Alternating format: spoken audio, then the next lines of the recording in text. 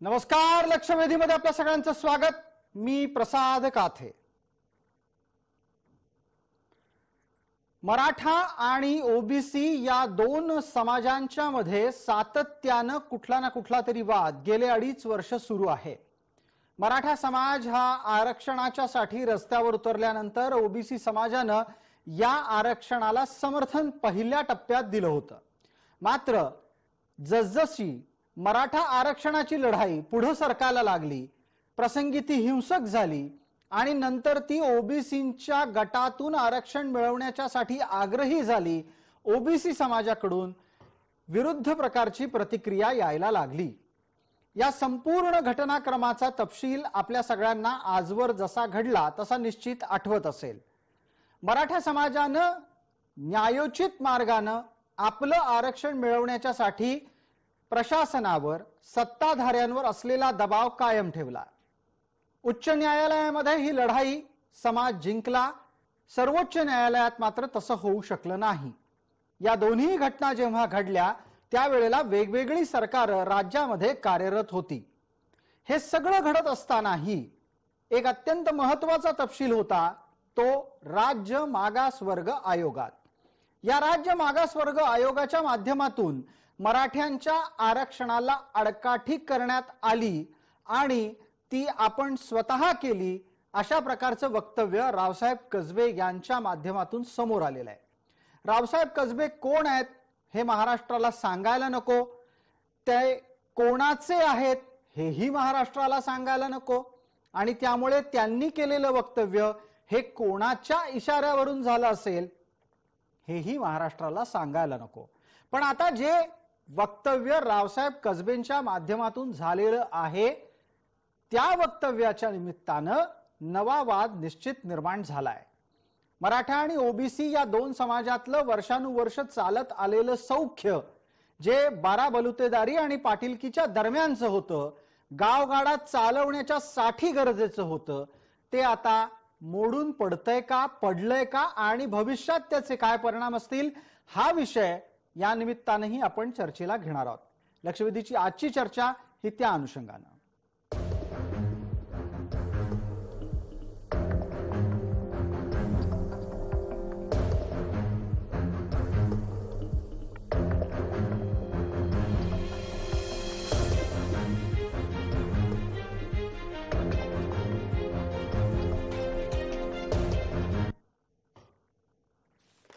या चर्चेसाठी आपल्या सोबत असलेल्या मान्यवरांचा मी आपल्याला पटकन परिचय करून देतो. आपल्या सोबत 2 मराठा समन्वयक आहेत, त्याचबरोबर आपल्या सोबत ओबीसीचे प्रतिनिधी आणि आरक्षणाचे अभ्यासक या नात्याने ही मंडळी आहेत. आपल्याला पटकन लक्षात आणून देतो की आपल्या सोबत दिलीप पाटील मराठा समन्वयक या नात्याने आहेत, आबासाहेब पाटील हे मराठा समन्वयक या नात्याने आहेत, आरक्षण अभ्यासक या नात्याने आपल्या सोबत हरिभाऊ राठोड आहेत आणि आपल्या सोबत काँग्रेसचे प्रवक्ता संजय लाखे पाटील आहेत. मान्यवरांचं या चर्चेमध्ये आपण स्वागत करूयात. सगळ्यांना माझा आवाज अतिशय नीट पोहोचत असेल अशी मी अपेक्षा व्यक्त करतो. चर्चेला पुढे नेण्यापूर्वी आपल्याला रावसाहेब कसबे यांचं वक्तव्य पाहायचंय. रावसाहेब कसबे यांचं वक्तव्य समाज माध्यमामध्ये जशा पद्धतीने उपलब्ध आहे ते तसंच्या तसं अख्खच्या अख्खं आम्ही आपल्या समोर आणतोय. त्यात आमच्याकडून कुठलीही छेडछाड झालेली नाही. ही सगळीकडून मोर्चा बांधणी झाली आणि मराठा समाजाला ओबीसीचं आरक्षण द्यावं असा जोरदार प्रयत्न सुरू झाला. म्हणजे जवळजवळ जणू काय ते आता झालंच या भ्रमात खूप लोक होते. आणि नेमका त्याच वेळी मी मागासवर्ग आयोगाचा सदस्य झालो आणि मराठा समाजाचा ओबीसी समावेश करायचा की नाही याच्यावर जे मतदान झालं त्यात माझ्या एका मताने मराठा समाजाला ओबीसी पासून दूर केलं गेलं आणि एक खुट्टा मारून ठेवला. तो खुट्टा पुढच्या कुठल्याही आयोगाला उघडता आला नाही, तो न्यायालयाला उघडता आला नाही आणि ओबीसींच्या पासून हे जे उच्चवर्णीय लोक आहेत त्यांना दूर करण्यात माझा एक छोटासा वाटा आहे, याचा मला आयुष्यभर अभिमान वाटतो. रावसाहेब कसबे यांचं विधान आपल्या सगळ्यांच्या समोर आहे. आपल्या सोबत असलेल्या मान्यवरांकडे चर्चेच्या निमित्तानं आपण जातो आहोत. मला पटकन या संदर्भातला पहिला आक्षेप नोंदवण्याची संधी ही दिलीप पाटील यांना द्यायची आहे. त्यांनी सार्वजनिकरित्या सुद्धा या मुद्द्यावर भूमिका घेतलेली आहे. दिलीप पाटील, रावसाहेब कसबेंचा बोलविता धनी कोण? पहिली गोष्ट एक लक्षात घ्यायला पाहिजे की रावसाहेब दानवेंचा बोलता धनी रावसाहेब कसबे, रावसाहेब दानवे नाही. सॉरी शब्द रावसाहेब कसबेंचा जो बोलता धनी आहे, यामध्ये पहिला एक लक्षात घ्यायला, त्यांची अपॉइंटमेंट ज्यांनी त्यांना दिली, रावसाहेब कसबे हे बापट आयोग जे होता मराठासाठी जे सर्वे करत होता, त्या बापट आयोगामध्ये शेवटचे 3 ते 4 महिन्यापूर्वी ते त्यांना जॉईन करण्यात आलं.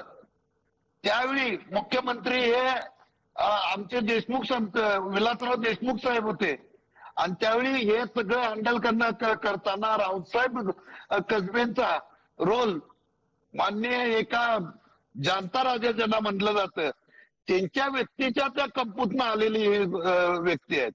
आणि महत्वाचं आता जे आहे, जे मी नाव घेऊन सांगतो की ओबीसीचे जे आता भुजबळ साहेब असू दे, जे तुमचे वडट्टीवार साहेब असू दे, यांच्या एक क्लोज सर्कल मधले ही व्यक्ती आहे.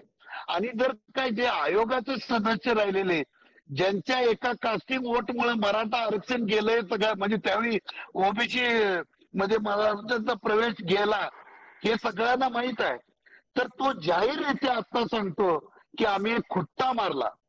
आक्षेपार्ह विधान निश्चित आहे, आम्ही त्यासाठी कायदेशीर आबा पण बोलतील, आम्ही त्यांच्या विरुद्ध कोर्टात जाऊ, हे कृत्य वेगळं आहे. खरी जी ओबीसी समाज, मराठा समाजाबद्दल भावना आता काय ठेवायला लागलाय, ही एक त्यातनं एक प्रातिनिधिक हे स्वरूप आहे. हे बोलणं प्रत्येक वेळेला येणार आहेत. त्यावेळी ओबीसी समाजाची लोक सांगतात की मराठा समाज हे भाऊ आहे, मोठा भाऊ आहे. खरं ज्यावेळी त्यांच्या तोंडातनं जे त्यांची भाषा येते की आम्ही खुट्टा मारलाय, आणि तो खुट्टा हा कोर्ट पण काढू शकत नाही, याला आमचं ऑब्जेक्शन आहे. आपण पटकन यावर लाखे पाटलांना बोलायला संधी देणार आहोत. लाखे पाटील यांनी आतापर्यंत तुमची भूमिका ऐकली असेल, रावसाहेब कसबेंचं विधान ऐकलं असेल. लाखे पाटीलची ही जी भूमिका व्यक्त झाली, याला राजकीय पाठबळ असल्याशिवाय ही भूमिका व्यक्त होऊ शकत नाही. जर ही भूमिका राजकीय पाठबळाशिवाय असेल तर रावसाहेब कसबेंच्या भूमिकेचं काँग्रेस म्हणून तुम्ही समर्थन कराल का?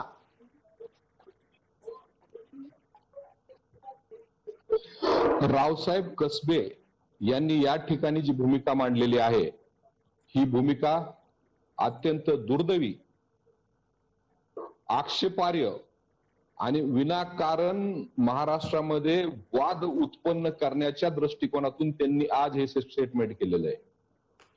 ज्यावेळेस ते बापट कमिशन मध्ये होते त्यावेळेस किंवा त्यानंतर जर ते बोलले असते तर त्या संदर्भामध्ये त्यांच्या बोलण्याला काही महत्व आहे असं मला वाटलं असतं. पण तो आज जे ते स्टेटमेंट या ठिकाणी करतायत ते जाणीवपूर्वक या ठिकाणी स्टेटमेंट करतायत ते, आणि त्यांचा बोलविता धनी जे आहे की ज्यांना आज असं वाटतंय की मराठा समाजाला आरक्षण देणं नजीकच्या काळात शक्य नाही, त्यामध्ये आजचे उपमुख्यमंत्री देवेंद्र फडणवीस यांनी 2 ठिकाणी स्टेटमेंट केलंय की मराठा समाजाला आरक्षण देणं लगेच शक्य नाही. आणि रावसाहेब कसबे जी भूमिका मांडतायत, आपण बघतोय की समाजामध्ये आरएसएसचे आणि भाजपचे अनेक स्लीपर सेल अस्तित्वात आहेत आणि 2 समाजामध्ये 2 जातीमध्ये तेढ लावण्याच्या दृष्टिकोनातून ते योग्य वेळी भूमिका घेतात. आणि बरोबर आज हिंदुत्ववादी सावरकराच्या विचाराचं सरकार राज्यामध्ये अस्तित्वात आल्यानंतर रावसाहेब कसबे या ठिकाणी बोलतायत, तर त्यांचा बोलविता धनी देवेंद्र फडणवीस यांच्याशिवाय दुसरा कुणी असू शकत नाही, हे माझं या ठिकाणी ठाम मत आहे. संजय लाखे पाटील, आपण रावसाहेब कसबेंचा बोलविता धनी देवेंद्र फडणवीस आहेत इतक्या थेट प्रकारची भूमिका घेतली, तुम्ही रावसाहेब कसबेंना संघवाले ठरवून टाकलं? आरक्षण मिळालं पाहिजे ही आज काळाची संजय लाखे गरज आहे. पाटील, आपल्याला आणि ती प्रश्न कुणीही ऐकायला आला का नाकारू माझा? शकत नाही. माझा प्रश्न ऐकायला आला असेल तर आपण त्या प्रश्नाचं उत्तर द्यावं. आपण रावसाहेब कसबेंसारख्या माणसाला थेट संघाचा माणूस ठरवून टाकलेला आहे. असंविधानिक आणि घटनाबाह्य भूमिका आहे आणि त्या भूमिकेला नाही, मला वाटतं की तुम्हाला ऐकायचा नाहीये माझा प्रश्न. संजय लाखे पाटील, मी आपल्याला प्रश्न विचारतोय, परत एकदा संधी देतो. संजय लाखे पाटील, मला एका प्रश्नाचं उत्तर द्या. आपण रावसाहेब कसबेंना संघाचा माणूस ठरवत आहात का? समाजाचे घटक आहेत पण मराठा ओबीसी असा वाद फडणवीस, मला वाटतं संजय लाखे पाटलांना प्रश्न ऐकायचा नाहीये. सोयीस्कररित्या त्यांना कदाचित त्याची बगल द्यायची असावी किंवा तांत्रिक दृष्ट्या त्यांच्यापर्यंत आवाज पोहोचत नसावा. आपण एकदा परत त्यांना संधी देऊ. पण आता जो महत्वाचा आक्षेप त्यांनी इथे नोंदवलेला आहे त्यावर चर्चा करण्यासाठी आबा पाटलांना संधी देतो. आबासाहेब, आपण बोलणार आहात. रावसाहेब कसबेंचा बोलविता धनी कोण याबद्दल संजय लाखेंचं मत तुम्हाला पटतंय का? प्रसादजी, या राज्यामध्ये मी आपल्या चॅनेलच्या द्वारे मी जाहीर सांगतो आणि सर्वप्रथम मी आपला अनेक वेळा आपल्या चॅनेलचं आपलं धन्यवाद व्यक्त करतो, कारण छोटे होत आहे समाजामध्ये ते आपण समाजापर्यंत पोहोचवण्याचं काम आपलं जय महाराष्ट्र चॅनेलच्या माध्यमातून होत आहे. आणि महत्वाच्या विषयावरती आपलं जी चर्चा घेतली या संदर्भामध्ये मराठा ओबीसी नेमकं वाद कोण लावतंय हा सगळ्यात मोठा जो विषय आहे.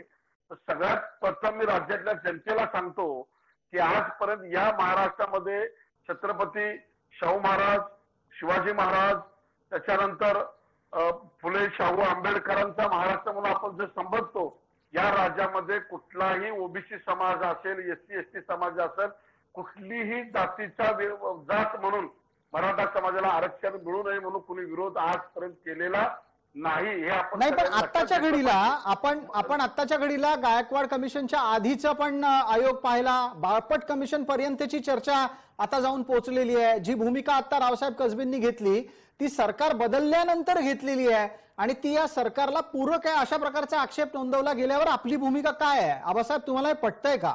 प्रसादजी, मी त्या मुद्द्यावर येतो. मी थोडंसं तुम्हाला विश्लेषण सांगतो. मला 1 मिनिट फक्त वेळ द्या. की या राज्यामध्ये कुठलीही जात म्हणून मराठा समाजाला विरोध कुणी करत नाही. विरोध करणारे कोण आहेत हे खऱ्या अर्थानं विचारलं तर आपण बारामतीकरांना विचारलं पाहिजे, पवार काकांना विचारलं पाहिजे, काँग्रेसचे जे आपले नेते आहेत या लोकांना विचारलं पाहिजे आणि आता भाजप आणि शिवसेनेच्या नेत्यांना विचारलं पाहिजे. त्याचं कारण तुम्हाला सांगतो की मराठा समाजाला विरोध कुठला समाज करत नाही. विरोध करणारे हे भुजबळ, वडेट्टीवार, त्याच्यानंतर मुनगंटीवार, की अशी काही लोक याच्या आज राजकारणात आहेत, यांच्या आजूबाजूची लोक आहेत ती स्वतः. आणि आता आपले नाव घ्यायचं आपलं हरिभाऊ राठोड सारखे जी लोक आहेत, हरी नरके, श्रावण देवरे, हे रावसाहेब कसबे, तो हाके, ही जी काही लोक आहेत ते कोण आहेत लोक? ह्याला समाजाचं यांचं पाठीमागायला समर्थन आहे का? तर नाही. हे राजकीय लोकांची लोक आहेत आणि हे लोक समाजामध्ये द्वेष पसरवण्याचा, मराठा ओबीसीला वाद लावण्याचा जो प्रयत्न चालू. हरिभाऊ, आपल्या संदर्भात आक्षेप नोंदवला गेलाय, तुमच्यापर्यंत आवाज पोहोचलाय का? आबासाहेब पाटील काय म्हणत होते की मराठ्यांमधला आरक्षणाचा मुद्दा निष्प्रभ व्हावा याच्यासाठी जी लोक काम करतात, सक्रिय आहेत, त्यांच्या मागे त्यांच्या समाजाचं सामर्थ्य नाही. हरिभाऊ, आपल्यावर आक्षेप होता. माझ्यावर होता जी, तुमचं नाव घेतलं त्यांनी. अच्छा, नाव घेतलं. मी 2 मिनिट घेतो आपले. आपल्या देशामध्ये काय आहे, आरक्षण जे आहे ना, आरक्षणच कळत नाही आपल्या लोकांना. त्यासाठी तुम्हाला मागे घेऊन जातो आणि 2 मिनिटातच तुम्हाला समजेल की आरक्षण म्हणजे काय. हे बघा, छत्रपती शाहू महाराजांनी ज्या 1902 मध्ये आरक्षण दिलं त्यावेळेस मराठांनी त्यांना विरोध केला, ब्राह्मणांनी विरोध केला, सगळ्यांनी विरोध केला छत्रपती शाहू महाराजांना. मग छत्रपती शाहू महाराज म्हणाले की तुम्हाला आरक्षण तर कळत नाही, आता मी कसं समजून तुम्हाला म्हणजे काय. तर घोड्याच्या पागामध्ये घेऊन गेले आणि एका घोड्याच्या 2 घोड्या, ऐका जरा, ऐका, समाजाला पण आरक्षण दिलं, ऐका, ऐका, पण मराठा लोकांनी असं काय करताय? रेकॉर्डवर आहे.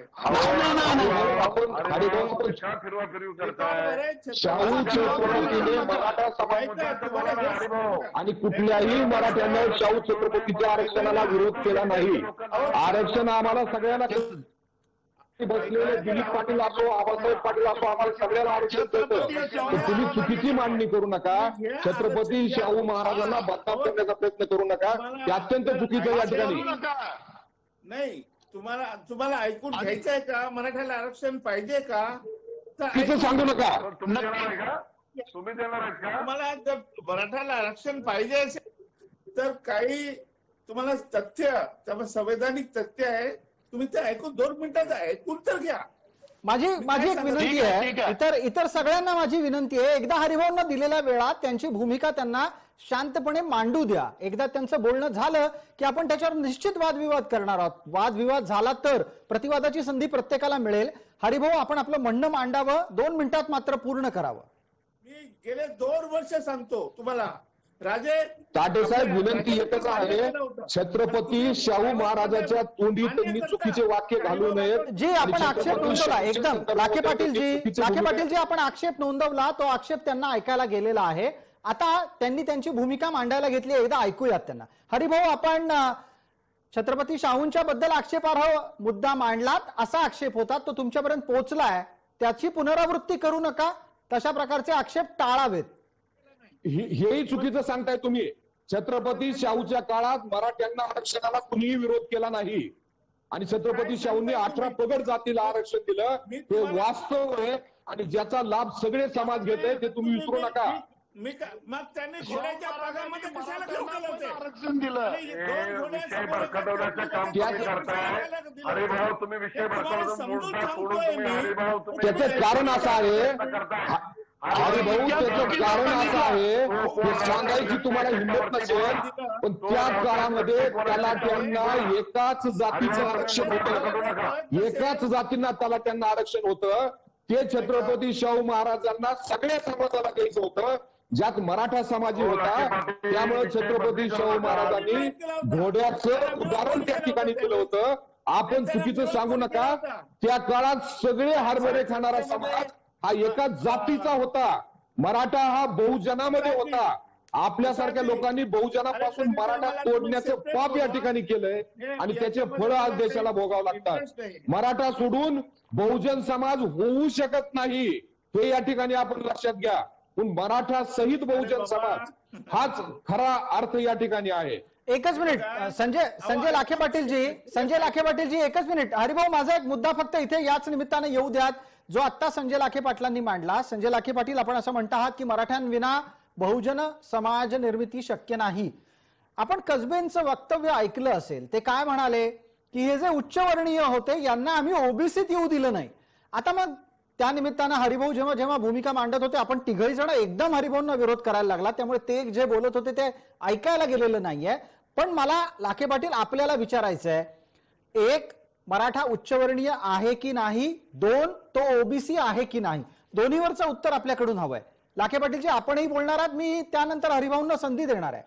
मराठा 2 मिनिट ऐकायलाही तयार नाही तर कसं मिळेल तुम्हाला आरक्षण? ताटे सर, एक बेसिक गोष्ट आपण लक्षात घेतली पाहिजे. संत तुकाराम महाराजांनी जे सांगितलंय त्या पद्धतीनं मराठा हा कृषक समाज आहे आणि त्या काळामध्ये ज्यावेळेस लढाईची वेळ यायची त्यावेळेस मराठा हे लढण्यासाठी मैदानात उतरायचे. ज्यांनी या देशाचं रक्षण केलं, आठ्यपार झेंडे लावले आणि त्यानंतर ज्यावेळेस कुणबीचे काम करायचे त्यावेळेस मराठा कुणबीचे काम करायचा. म्हणून मराठा कुणबी आहे, मराठा क्षत्रिय आहे, मराठ्याने देशाचं रक्षण केलंय. ठीक आहे, मला एक पटकन उत्तर घेऊ द्या. आपल्याला तिघांनाही बोलण्याची सातत्यानं संधी मिळते आहे. हरिभाऊंना तुम्ही बोलण्याची संधी नाकारलीत तर ते निसर्ग न्यायाला योग्य राहणार नाही. हरिभाऊंना बोलू द्या एकदा. हरिभाऊ, 2 मुद्दे आता समोर येत आहेत. मराठा कुणबी सुद्धा आहे, मराठा क्षत्रिय अर्थात लढवय्या समाज सुद्धा आहे. या दोन्हीच्या माध्यमातून ते आरक्षणाच्या बाबतीत कुठे बसतात? हरिभाऊ, एक काम करा, सगळ्या मराठ्यांनाच बोलू द्या, आम्ही शांत राहतो. मी त्यांना थांबायची विनंती केली आहे. हरिभाऊ, माझी विनंती आहे तुम्हाला, 2 बरं असू द्या. उदाहरण देणार होतो घोड्याचं, राहू द्या माझ्याला. वसंतराव नाईकांनी आपल्या महाराष्ट्रात आरक्षण दिलं होतं, झाला का गलबला? नाही झाला. नंतर शरद पवार साहेबांनी आरक्षण दिलं. ऐकायचं, ऐकण्याची थोडीशी हेट ठेवा. शरद पवार साहेबांनी धनगरांना आरक्षण दिलं, वंजारीने आरक्षण दिलं, झाला का गलबला? नाही झाला. मी काही या देशामध्ये जस्टिस रोहिणीसाठी मी गेले 25 वर्ष काम करतो. आपल्या मान्य पंतप्रधान मोदी साहेबांना 1 तास लेक्चर देऊन मी शिकवलंय त्यांना की आरक्षण म्हणजे काय, आरक्षण कसं देता येईल, आणि त्या बेसिसवरच आज देशामध्ये जस्टिस रोहिणी आयोग चालू आहे. जस्टिस रोहिणी आयोगाचा शिफारस आल्यानंतर मराठ्यांना आरक्षण मिळू शकते, हा माझा दावा आहे. आणि ते तुम्हाला सांगण्याचा मी प्रयत्न करतो. तर तुम्ही आपलंच जर लावत असाल तर तुम्ही घ्या आरक्षण. आरक्षण हे संविधानिक, आणि आरक्षण हे मोदी साहेबांना माहित आहे कसं द्यायचंय, मला माहित आहे ते कसं द्यायचंय, पण तुम्हाला जस्टिस रोहिणी आयोगच माहित नाही तर तुम्हाला आरक्षण काय करणार आहे. हरिभाऊ, एक मुद्दा मग वेगळ्या पद्धतीने मी आपल्या समोर मांडतो. माझ्या एका प्रश्नाचं उत्तर हरिभाऊंनी द्यावं. हरिभाऊ, या चर्चेमध्ये 2 आणखीन छोटे छोटे मुद्दे आलेले आहेत ज्याच्यावर आपलं निरीक्षण गरजेचं आहे. रावसाहेब कसबेंना थेट संघाचा माणूस ठरवण्यात आलं. रावसाहेब राष्ट्रीय स्वयंसेवक संघाशी निगडीत आहेत का? त्या विचारसरणीला मानणारे आहेत का? रावसाहेब हे फार विद्वान आहेत, विचारवंत आहेत, आणि सामाजिक भान असलेले फार मोठे सामाजिक नेते आहेत. त्यांनी जे काही केलं ते सांगायला नको होतं, ही त्यांची चूक आहे असं भाषणामध्ये सांगणं. आणि मागे काय झालं होतं, मग तुम्ही जेव्हा नारायण राणेला तुम्ही निवड केली, नारायण राणे मी आरक्षण दिलं. अहो, मराठा समाजाच्या व्यक्ती तुम्हाला आयोगावर बसवलं तर ते सांगायची गरज नसते. आयोग हा आयोग असतो. आयोगामध्ये झालेली कारवाई तुम्हाला थोडक्यात असं सुचवायचं दिसतंय, तुम्हाला थोडक्यात हरिभाऊ असं सुचवायचं दिसतंय की ज्या पद्धतीनं भूमिका घेतली गेली ती सार्वजनिक करण्याची गरज नव्हती. वेगळा या निमित्तानं प्रश्न दिलीपरावांनाही विचारायचा आहे, आबासाहेबांनाही आणि संजय लाखे पाटलांनाही. टप्प्याटप्प्यानं मी प्रत्येकापर्यंत येतो, वेळ मर्यादेमध्ये उत्तर द्या. आबासाहेब, आपण बोलणारच आहात. दिलीप पाटील बराच वेळ झालं बोललेले नाहीयेत, मी त्यांना एक पटकन संधी देतो. दिलीपराव, आपण सांगा, रावसाहेब कसबेंच्या माध्यमातून मांडला गेलेला आक्षेप हा तांत्रिक दृष्ट्या वैध आहे का? ते असं म्हणतात की त्यांनी जी खुट्टी मारली त्यामुळे मराठ्यांना आरक्षण मिळालं नाही. त्यांनी काहीतरी कायदेशीर केलं असेल. त्या कायदेशीर गोष्टी काय आहेत की ज्या आज मराठा आरक्षणात आडव्या येत आहेत? एक लक्षात घ्या, हरिभाऊंच्या वक्तव्यातनं असू द्या किंवा यांच्या रावसाहेबांच्या वक्तव्यातनं एक लक्षात आलं की ह्या ज्या खुट्टी शब्द आणि जे काही त्यामध्ये जे काही राजकारण पाठीमागे खेळलं जातं मराठ्यांच्या विरोधात, त्याचा एक प्रातिनिधिक एक शब्द आहे ते. आता रावसाहेब कसबे बोलले की आम्ही खुट्टी मारली, किंवा हरिभाऊ पण म्हणतात ते बरोबरच आहे. हे सर्व लोक मराठा आरक्षणच्या विरोधात एक षडयंत्र रचलं जात आहे. आम्ही कायम तोच मुद्दा मांडत आलो, तर या षडयंत्राचा भाग आहे. ते म्हणले की शरद पवारांनी ओबीसी वंजारेंना आणि धनगरांना आरक्षण दिलं, त्यावेळी कुणी मराठ्याने ऑब्जेक्शन घेतलं. नक्की आम्ही घेतलं नाही, आम्ही कुणाच्या विरोधात नाही. आम्ही कायम प्रत्येकाला मिळावं हे धोरण घेतलं. कारण ज्यावेळी मराठ्यांना आरक्षण मिळावं लागलं त्यावेळी मात्र हे जे नेते आहेत, स्पष्ट सांगतो, भुजबळ साहेब, वडट्टीवार साहेब आणि हे जे मंडळी आहेत ना, ही सरळ कोर्टात, हायकोर्टातली केस, सुप्रीम कोर्टातली केस लढणारी ही मंडळी आहेत. हे आमचे हरिभाऊ राठोड, मी तुम्हाला 3 महिने ज्यावेळी हायकोर्टातली केस होतो, रोज तुम्हाला मी कोर्टात भेटत होतो. तुम्ही त्या ठिकाणी मराठ्यांच्या विरोधात केस लढवायला, वकील लढवायला येत होता. आपली भेट झाली. हे कशासाठी? तर आता ज्यावेळी ही परिस्थिती मराठ्यांना आरक्षणची होती त्यावेळी हे लोक उचल खायला लागले. आता बांटिया आयोगाचा रिपोर्ट आला आणि बांटिया आयोगामुळे यांची लोकांची अडचण झाली. ठीक आहे दिलीपराव, आपली भूमिका समोर आली आहे. या निमित्ताने एक पुढचा प्रश्न पटकन आबासाहेब पाटलांना आहे. आबासाहेब, एक आणखीन छोटा तांत्रिक मुद्दा आहे. मराठ्यांना ओबीसीत आरक्षण मिळू दिलं नाही अशी स्वतःची मर्दुमकी सांगणारं वक्तव्य रावसाहेबांच्या माध्यमातून झालं. तुमच्या लेखी मराठे ओबीसी आहेत की ओबीसी नाहीत?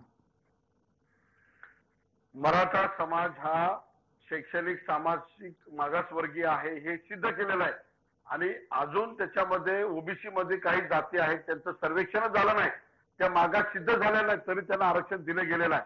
आता मुद्दा असा आहे की मी पहिलं मगाशी सांगितलं, ओबीसी मधील कुठल्याही जातीनं मराठ्यांना विरोध केलेला नाही, परंतु हे राजकारणाच्या जवळचे, खास करून शरद पवारांच्या जवळची लोक, विलासराव देशमुखांच्या जवळची लोक आणि फडणवीस साहेबांच्या जवळची काही लोक आणि आता शिवसेनेतली काही लोक, हे जे काय ओबीसी नेते आहेत ती सगळी मंडळी एकत्र येतात आरक्षणाच्या वरती. आणि ही जी त्याच्या दुसऱ्या फळीतली काही लोक आहेत ते श्रावण देवरे, हरी नरके, रावसाहेब कसबे, हरिभाऊ राठोड सारखे यांना पूर्ण फायनान्स देतात. मी जाहीर चॅनलवर सांगतात आणि सगळे वकिलापर्यंत, सगळं सुप्रीम कोर्ट, हायकोर्टापर्यंत सगळी मदत त्यांना पुरवली जाते. आबासाहेब, आपण एक गंभीर आक्षेप नोंदवता आहात, पण तत्पूर्वी मला एका आणखीन गोष्टीचा खुलासा तुम्ही सांगा. अहो, तुम्ही ज्या नेत्यांची नावं घेताय ते नेते मराठा आहेत, मग मराठा नेताच मराठा समाजाला आरक्षण देऊ इच्छित नाहीये की काय? मराठे जर शिकले, मराठ्यांची पोरं जर त्या ठिकाणी शासनामध्ये IAS IPS झाले, PSI झाले, राज्यसेवेला झाले, तर ह्यांच्या मुलाला ताई कोण म्हणणार, दादा कोण म्हणणार, यांना मामा कोण म्हणणार, साहेब कोण म्हणणार? हा सगळा मोठा आहे की प्रस्थापित मराठी नेते हे मराठा समाजाला आरक्षण मिळू देत नाहीत. की आपल्या मी जबाबदारी न सांगतो, आज ज्या पद्धतीनं हरिभाऊ राठोड सांगतायत, रावसाहेब कसबे एवढा डेअरिंगनं सांगतो की त्या ठिकाणी मी सदस्य आहे की संविधानिक पदावर असणारा व्यक्ती हे वाक्य बोलू शकत नाही. सामाजिक तेढ निर्माण करणे, समाजामध्ये द्वेष पैदा करणे, दोन समाजामध्ये वाद निर्माण करणे, अशा पद्धतीचं वक्तव्य करणारा संविधानिक पदावर असणाऱ्या व्यक्तीवरती गुन्हा दाखल झाला पाहिजे आणि याच्यावरती संपूर्ण राज्यभरामध्ये आम्ही गुन्हे दाखल करणार आहेत. याच्यावरची एक पटकन प्रतिक्रिया हरिभाऊंकडून लागेल, हरिभाऊंकडून या संदर्भातली प्रतिक्रिया लागेल. हरिभाऊ, तुमच्या राजकीय भूमिकेच्या मागे मराठा नेतेच असतात आणि ते अर्थसहाय्य पुरवून मराठा समाजाला आरक्षण मिळू न देण्यासाठी प्रयत्नशील असतात. हा आबासाहेब पाटील यांचा शोध आहे की वस्तुस्थिती आहे? चुकीचं आहे, ते चुकीचं असं म्हणणं. मराठा समाजाला आरक्षण मिळू देणार नाही असं होणार नाही. हे बघा, कुणबी आणि मराठा एकच आहे, हा GR काढलेला आहे आपण. मग कुणबी जर मागास आहे तर मराठा सुद्धा मागास आहे, हे वेगळं सांगायची गरज नाही. मराठा आणि कुणबी हे तत्सम आहेत, म्हणजे एका मागाचे तत्सम म्हणजे तेच तसेच त्यासारखेच. त्यामुळे ज्या अर्थी कुणबी मागास आहे तर मराठा सुद्धा मागासच आहे. म्हणून कुणब्याला जर तुम्ही आरक्षण देता तर मराठा आणि कुणबी एकत्र करून त्यांना वेगळं आरक्षण द्या, विषय संपला, सगळ्यांना आरक्षण मिळेल. आम्ही त्याला विरोध करणार नाही. या सगळ्या गोष्टीला वैद्यकीय भुजबळ विरोध करणारे कोण आहेत, त्यांच्या पाठीमागे फिरणारे हे नेते कोण आहेत, हे विरोध करणारे आहेत कोण, हे समाजाला तुम्ही सांगा ना. हे विरोध करणारे कोण आहेत? तुम्ही सांगताय की मराठा कुणबी मराठा एकच आहे, एक GR काढला तर त्यांचा म्हणजे मराठा कुणबी मराठा तुम्हाला ज्योतीमध्ये पाहिजे, महाज्योतीचाही फायदे पाहिजे, इकडे तुम्हाला मराठा समाजाला सगळे फायदे पाहिजे. मराठा आरक्षणही घेताय तरी म्हणताय की एक नाही. तुम्ही मराठा आणि कुणबी एक आहे की नाही आधी ठरवा, आणि जर एक असेल तर ठीक आहे, नाही तर वेगळे करा त्यांना, तर तो GR रद्द करा. एक पटकन मुद्दा संजय लाखे पाटलांपर्यंत नेऊयात. एक पटकन मुद्दा हा संजय लाखे पाटलांपर्यंत नेऊयात. संजय लाखे पाटील, आरक्षणाच्या निमित्तानं मराठा नक्की कुठल्या श्रेणीत बसणार आहे, खुल्या प्रवर्गात की ओबीसी मध्ये?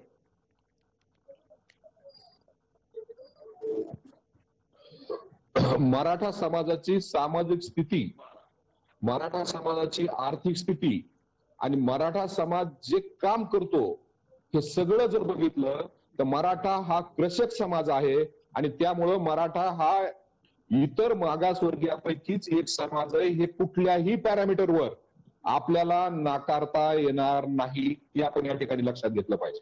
सामाजिक दृष्ट्या तुम्ही जो तपशील देता आहात तो सामाजिक दृष्ट्या आहे की तो केवळ आणि केवळ राजकीय आणि शैक्षणिक दृष्ट्याही बघायला हवा? मराठ्यांनी कधीही राजकीय आरक्षण मागितलेलं नाही. मराठा समाज जे आरक्षण मागतोय ते शिक्षणामध्ये आणि नोकरीमध्ये आरक्षण मागतोय आणि सामाजिक दृष्ट्या मराठा समाज हा कृषक समाजामध्ये येतो. त्यामुळे मराठा समाजाला आरक्षण देण्यामध्ये कुणाचाही आक्षेप असायचं कारण नसो. पण या ठिकाणी जे आबासाहेब पाटलांनी या ठिकाणी सांगितलं की रावसाहेब कसबे यांचं जे स्टेटमेंट आहे हे बेकायदेशीर घटनाबाह्य आणि वर्यात स्टेटमेंट आहे. केवळ या राज्यामध्ये हिंदुत्ववादी सरकार आल्यामुळं आणि त्या सरकारमध्ये मराठ्याचे हित न जपणारे मुख्यमंत्री आणि उपमुख्यमंत्री असल्यामुळं रावसाहेब कसबेंनी असं विधान करायचं धाडस केलंय. येत्या काही तुम्ही काय कारवाई करणार? त्यांना आबासाहेब केंद्र पाटलांनी सरकारनं- त्यांची भूमिका व्यक्त केलेली आहे. आबासाहेब पाटलांनी या संदर्भात सामाजिक तेढ निर्माण केल्याच्या आरोपाखाली काही कारवाई करायचं ठरवलेलं दिसतंय. तुमच्याकडून काय होणार आहे? तुम्ही सत्तेतले घटक होतात, एका राजकीय पक्षाशी संबंधित आहात. आहेच हे मी कधीच नाकारलेलं नाही. जी करणार काय आहात ते सांगा. वेळेची मर्यादा आहे आपल्याला. मध्ये आहे आरक्षण मिळायला पाहिजे. मी मराठा समाजाचा घटक आहे हे कुणालाही नाकारता येणार नाही. हे या ठिकाणी आपल्या लक्षात घेतलं पाहिजे. ओबीसी नेते मंडळी जर ओबीसी साठी सर्व पक्षीय एक होत असतील तर आम्ही का होऊ नये आणि याला विरोध असायचं काय कारण आहे हेही आपण या ठिकाणी सांगितलं पाहिजे. ठीक आहे. आणि एकच या ठिकाणी सांगतो की रावसाहेब कसबे यांचं जे स्टेटमेंट आहे आणि त्यांनी जे सांगितलंय की आम्ही खुटी मारून ठेवली, प्रत्येक समाजाला आरक्षण आहे, ब्राह्मणाला आरक्षण आहे. की आता गायकवाड आयोगाने शिफारस केल्यानंतर सर्वोच्च न्यायालयाने जे मराठ्याचं आरक्षण नाकारलंय ते रामभाऊ म्हाळगी संस्थेच्या रिपोर्टच्या माध्यमातून नाकारलंय. आणि तुमच्या जुन्या आवडत्या मुद्द्यापर्यंत आलेला आहात आणि देवेंद्र फडणवीस तुमच्या आवडत्या मुद्द्यापर्यंत आलात. तो तपशील मागच्याही वेळेला तुम्ही मांडू पाहत होतात. त्या तपशिलात तितकं काही तथ्य नाही हे चर्चेत आलं होतं. मला एक संधी पटकन दिलीपराव आणि त्याचबरोबर आपल्या सोबत हरिभाऊ आहेत त्यांना द्यायची आहे. मला वेळ मर्यादा पाळायची आहे याची मी एक छोटी विनंती करतो. दिलीपराव, हा वाद आणखीन चिघळणं हे काही सामाजिक स्वास्थ्याला परवडणारं नाहीये. हा वाद शांत करण्यासाठी काही करणार आहात का? दिलीपराव 30 सेकंदात पटकन सांगा. हरिभाऊंनाही 30 सेकंदच मिळणार आहेत त्यानंतर.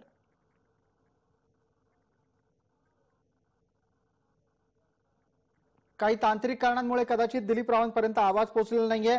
हरिभाऊंना माझा हाच मुद्दा आणि हाच प्रश्न असेल. हरिभाऊ, वेळेची मर्यादा आहे. मी नम्रपणे आपल्याला सांगू इच्छितो की या देशामध्ये सर्वांना आरक्षण आहे. ब्राह्मणांना आरक्षण आहे असं कोण समाज म्हणू शकतो की मला आरक्षण नाही आहे? केवळ प्रॉपर डिस्ट्रीब्युशन नाही आहे. आणि प्रॉपर डिस्ट्रीब्युशन करण्याचं काम जस्टिस रोहिणी आयोग करत आहे. आता जानेवारीमध्ये त्यांचा रिपोर्ट येणार आहे. ज्या दिवशी या देशामध्ये जस्टिस रोहिणी कमिशनच्या शिफारशी लागू होतील त्या दिवशी सगळ्यांना आरक्षण मिळेल. ठीक आहे हरिभाऊ, धन्यवाद. वेळ मर्यादेमध्ये मला आपल्याला या कार्यक्रमाला आटोपतं घेण्याची एक विनंती करायची आहे आणि त्यानिमित्तानं आपण दिलेल्या प्रतिक्रिया आणि त्याचबरोबर आपल्यासोबत इतर सर्व मान्यवर या कार्यक्रमात सहभागी झाले त्याबद्दल मनपूर्वक त्या सर्वांना धन्यवाद. लक्षवेधीच्या या भागामध्ये तूर्तास इतकंच. सर्व प्रेक्षकांना जय महाराष्ट्र.